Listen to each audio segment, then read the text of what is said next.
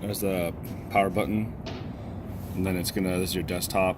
And I'm gonna go ahead and hit the Trimble Field Link. This is the 4.0 version. It's yellow, the other one's like gray and blue. And I'll just hit the one touch one that's on the pin taskbar.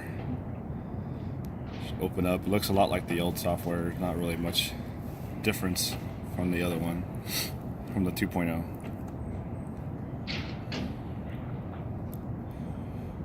Take a few seconds to open up.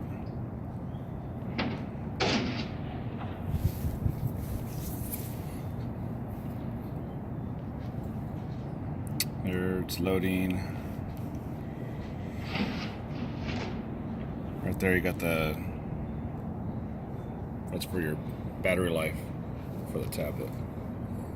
Wi-Fi connection, 100%. Right, I like it. All right, so automatically it's going to open up. If there was no jobs in there, it'd be white, but it'd ask you to load a job. But this is a job I've already been doing, so I'm going to go to more, and then go to my jobs, manage. Then right here under star, that's like what's current or recent that you've been working on. But I'm going to go into the tablet. That signifies a tablet. Storage, cloud storage, and USB storage. So I'm going to go to tablet storage because I downloaded it in the tablet. Go to 1133, all the way to the bottom. Should be on the bottom. I just downloaded it. We're on level 18 deck. So normally we used to convert the MEPs, but now they send the .tfl. So I'm going to just download the TFL right away. It's already there. 717 points. We got our work cut out for us today. Go ahead and open it. I'm just opening the points. Notice that points has a count number or value. If it was just a background file, it wouldn't have it would say lines. So there's the points. I'm going to go back to more, back to jobs, and do the background now. I'm going to import the background, not manage it like we did the points. Points is manage, background is import.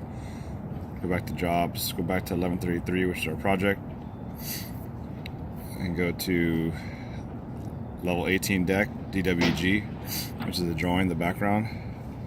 I'm going to hit import.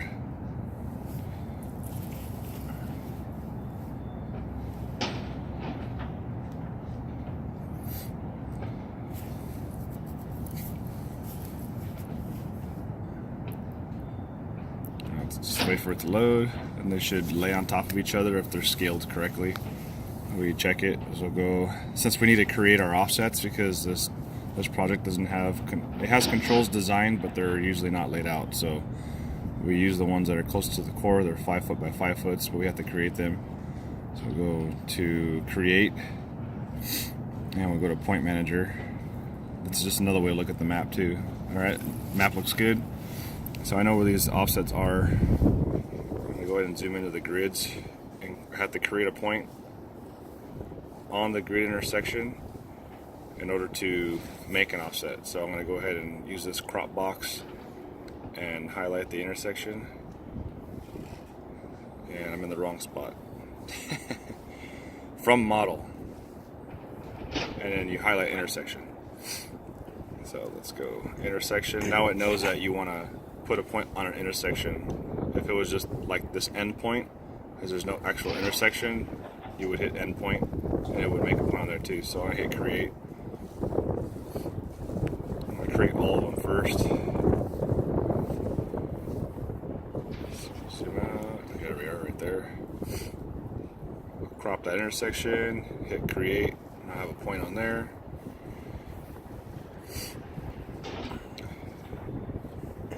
Zoom in and make sure you're picking the right line, otherwise you'll be off. See, there's 2 lines, you gotta be careful. But technically, right, it wouldn't. They're so close together, we're zoomed in so far, it's like seconds of an inch. It probably actually wouldn't be that big of a deal. They're almost on top of each other. Create, zoom back out. Now I'm gonna go ahead and start offsetting. Now I go back to the create tab again, and I go to plan. Now first I was in from model, that's where I created the points on the intersections, and then now I'm going to go to plan to push those points out to make an offset. That's just the default distance that comes up right away. 32 foot 9/11/16. But I'm gonna go ahead and go and edit that, and I want to do 5 feet. So I type in 5 feet in the distance and hit that button to go so I can see where it's going.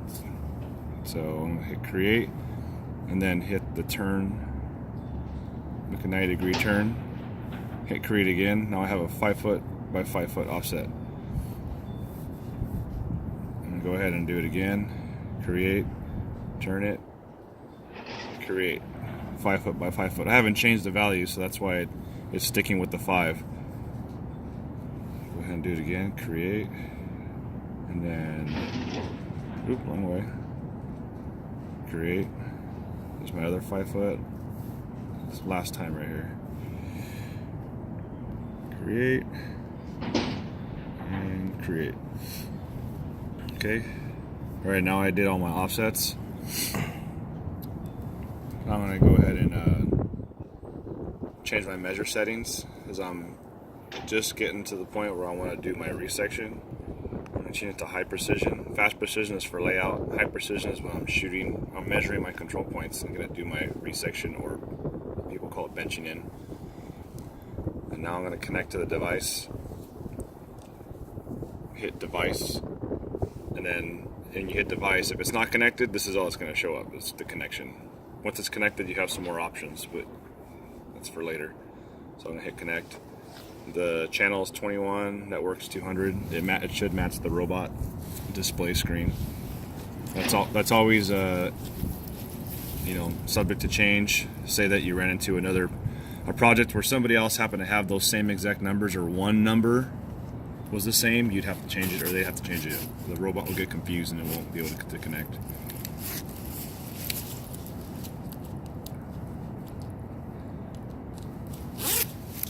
There you go, it's connected.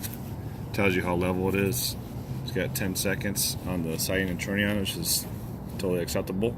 And the next thing I'm going to do, I'm going to check my target type and make sure it matches what I want. That's the target we're using, is the MT1000, the multi-tracking target. It's going to be inactive and on channel 2, so I'll go ahead and mount that up.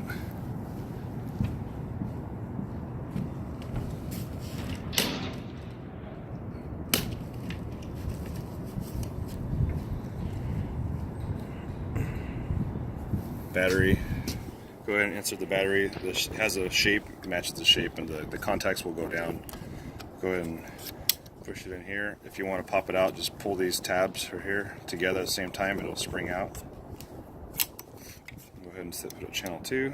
The LED light indicates that the battery's charged. It's fully charged. It's on. If it's blinking, that means it's dying.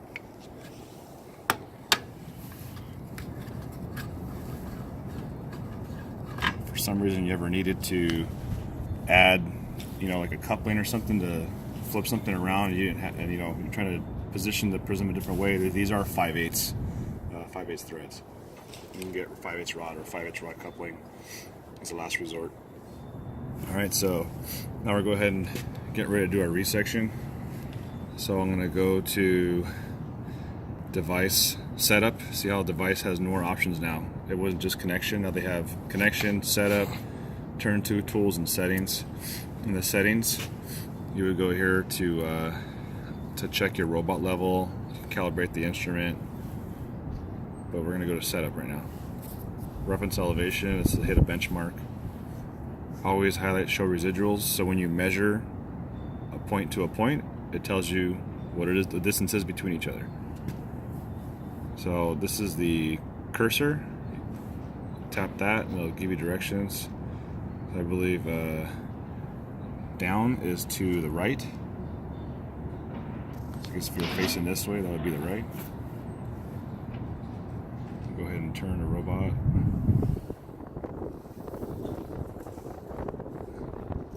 Oh, it's already locked on. That's how you know. Before that was spinning. Now it's solid. That means that it has sight of the target, which is the prism. Also, I can tell too if I open up the camera. Right now you see it's solid and it has a little red crosshair right onto the target. If this is solid, and there's no red crosshair, it's only recognizing the radio, and it doesn't actually have sight of the prism glass. That's how you would know if it's actually can see it or not. If that red crosshair isn't up, it doesn't really see it. It just is seeing the radio signal. All right, so I'm gonna go ahead and close this, and I'm gonna go to my first control. Let's see here. We are northwest. Okay. And close this. It says select and measure points to complete your resection. So it kind of gives you prompted instructions automatically. I'm gonna go ahead and select this one right here. Walk over to it.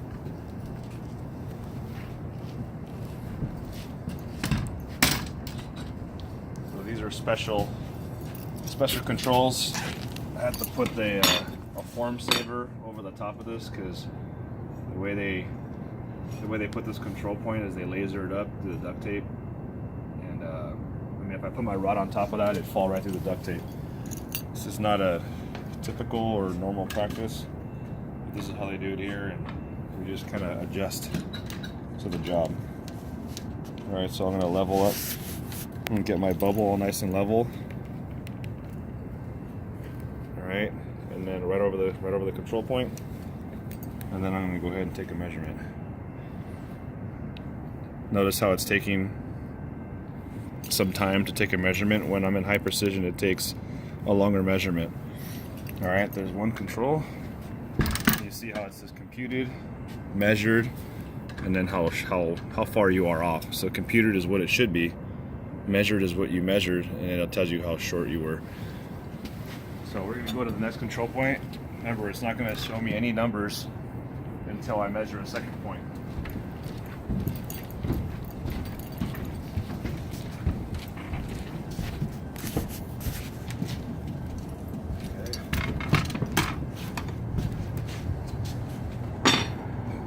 Same thing, it's right over the control point. Oops. Steady here.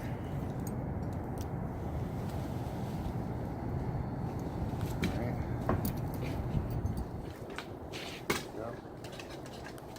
Level bubble back up again. I'm going to select the other control. Here, go ahead and hit measure. You can hit measure or OK. I touch the screen because I don't have to hit it as hard.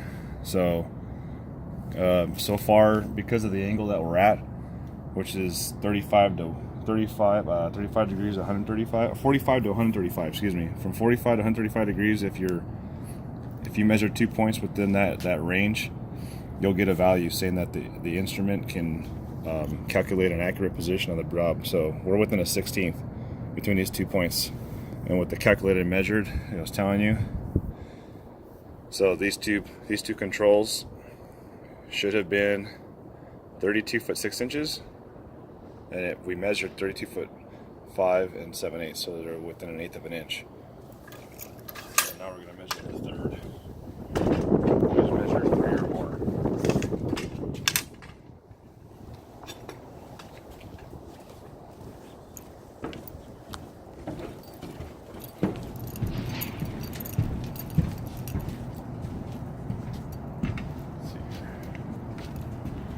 So you might have to push this in here, push this core wall in.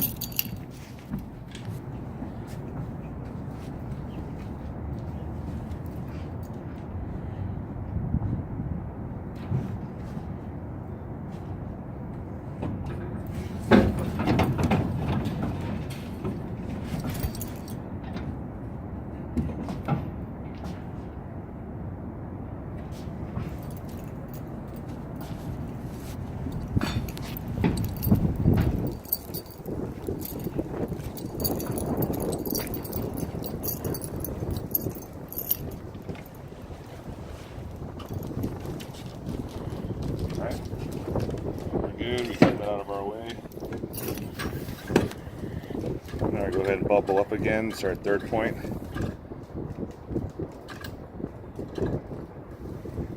Zoom on out. Go over next point.